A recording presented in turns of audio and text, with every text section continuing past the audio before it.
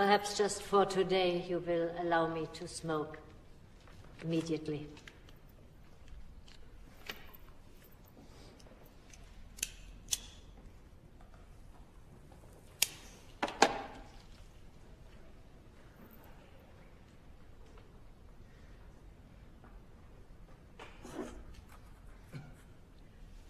When the New Yorker sent me to report on the trial of Adolf Eichmann, I assumed that the courtroom had only one interest: to fulfill the demands of justice. This was not a simple task, because the court that tried Eichmann was confronted with a crime it could not find in the law books, and the criminal whose like was unknown in any court prior to the Nuremberg trials. But still, the court had to define Eichmann as a man on trial for his deeds. There was no system on trial, no history, no ism, not even anti-Semitism, but only a person. The trouble with a Nazi criminal like Eichmann was that he insisted on renouncing all personal qualities, as if there was nobody left to be either punished or forgiven. He protested time and again, contrary to the prosecution's assertions, that he had never done anything out of his own initiative, that he had no intentions whatsoever, good or bad, that he had only obeyed orders. This typical Nazi plea makes it clear that the greatest evil in the world is the evil committed by nobodies. Evil committed by men without motive, without convictions, without wicked hearts or demonic wills, by human beings who refuse to be persons. And it is this phenomenon that I have called the banality of evil.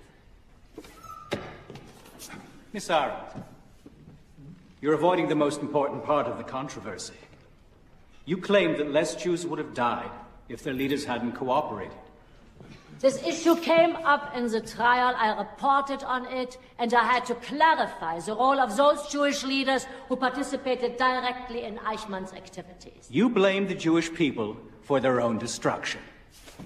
I never blamed the Jewish people.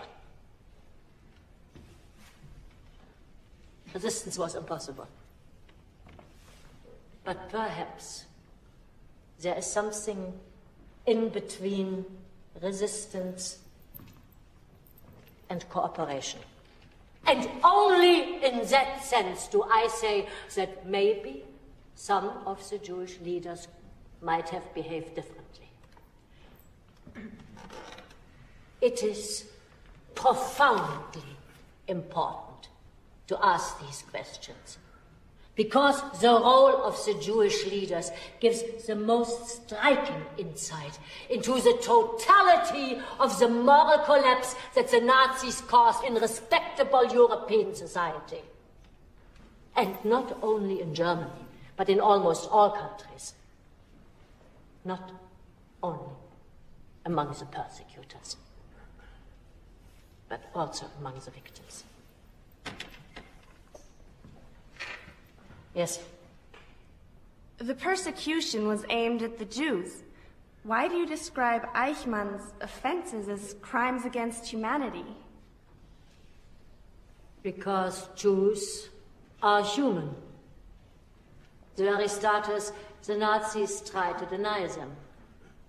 A crime against them is, by definition, a crime against humanity.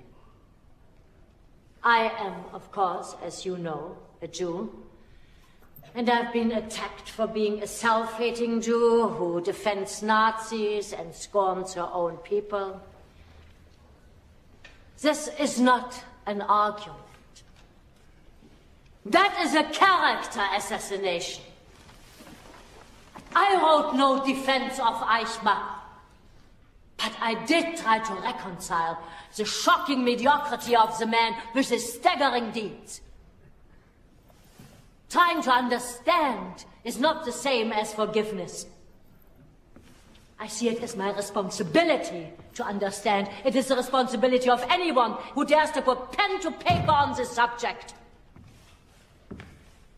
Since Socrates and Plato, we usually call thinking to be engaged in that silent dialogue between me and myself. In refusing to be a person, Eichmann utterly surrendered that single most defining human quality, that of being able to think. And consequently, he was no longer capable of making moral judgments. This inability to think created the possibility for many ordinary men to commit evil deeds on a gigantic scale, the like of which one had never seen before. It is true, I have considered these questions in a philosophical way. The manifestation of the wind of thought is not knowledge, but the ability to tell right from wrong, beautiful from ugly. And I hope that thinking gives people the strength to prevent catastrophes in these rare moments when the chips are down. Thank you.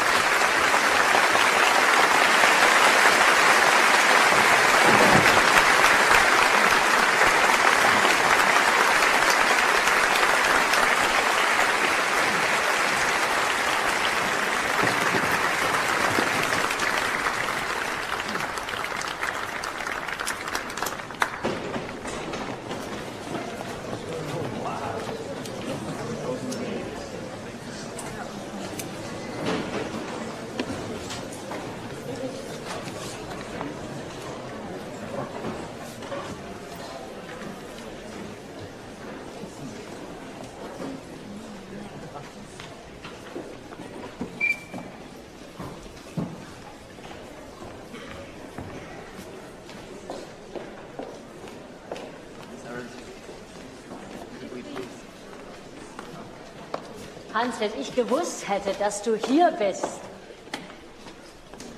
Ich bin gekommen in der verrückten Hoffnung, du könntest doch noch eine Einsicht haben. Aber du bist und bleibst immer dieselbe. Hannah, du machst mit deiner dir angeborenen Arroganz und deiner Unwissenheit, deiner seit langem bekannten Unwissenheit über die jüdischen Dinge, machst du aus einer Gerichtsverhandlung eine Abhandlung in Philosophie. Hans, bitte nicht jetzt. Ich bin so erschöpft. Du benimmst dich wie eine eingebildete, rechthaberische deutsche Intellektuelle, die auf uns Juden herabschaut. Und du versuchst, uns eine Mitschuld an der Shoah unterzujubeln. Du hast nie akzeptiert, dass die Deutschen dich aufs Schändlichste verraten haben. Sie haben dich vertrieben. Und sie hätten dich umgebracht, wenn sie gekonnt hätten. Es war dein Freund Eichmann, der für die Abtransporte aus Gürs zuständig war. Und wenn du nicht das Glück gehabt hättest, rechtzeitig fliehen zu können, dann hättest du das Schicksal der Frauen geteilt, die dort zurückblieben. Hör auf. Sie wurden alle abtransportiert, alle deportiert nach... Hör auf, Hans.